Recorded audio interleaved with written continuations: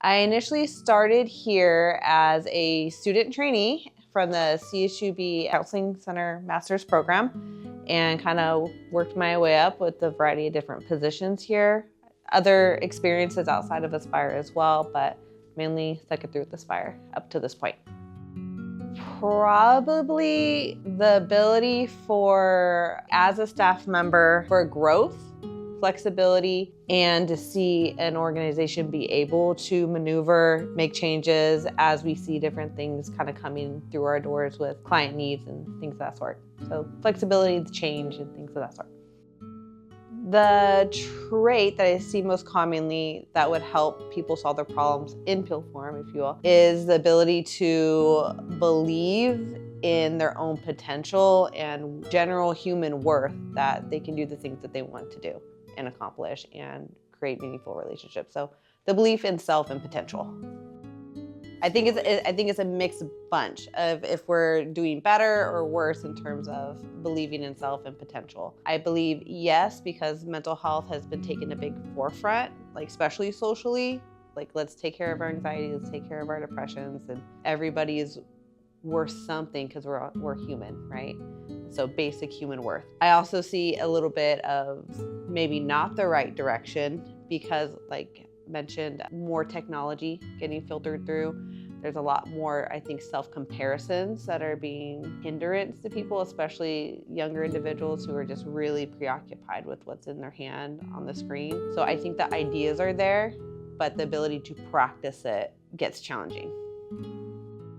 So I do have personal relationship. I think the majority of my childhood up to like adolescence, what have you, I think looking back, I can maybe diagnose myself with persistent depressive disorder. So it's a little bit different than major depression, where the low is really low. Persistent depressive is like I'm maintaining pretty good, but I'm not consistently feeling good.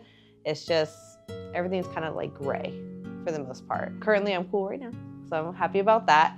But I think consistently that's been my presentation throughout life. Not necessarily why I came into the field, but it has helped me give a little bit of nuance to what maybe someone's experiencing in front of me.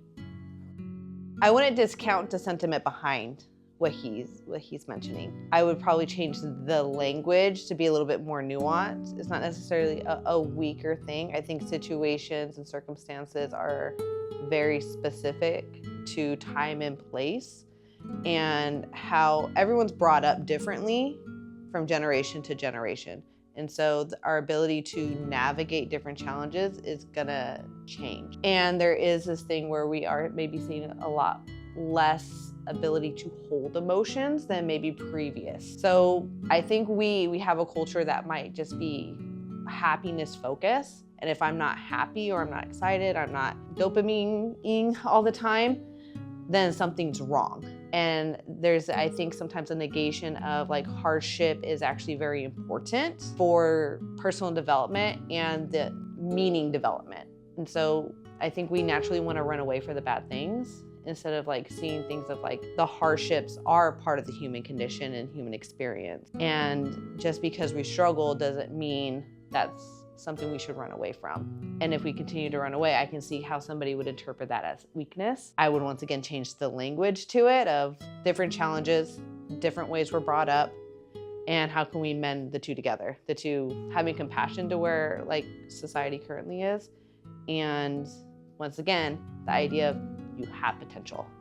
You have the ability to do the hard things and become who you want, even in the midst of hardship. I think one is going to be, I think nuance is one of my key terms. Nuance from person to person, from son to father, daughter to mother, whatever mix we want to throw in there. I would always caution the you word. You are whatever. The moment we say you, they're going to come back.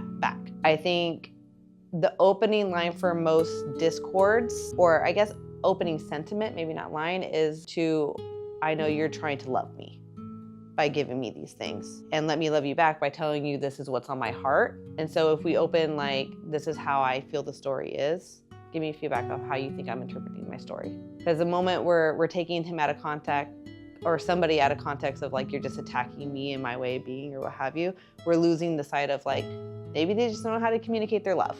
in a way that is digestible to the other.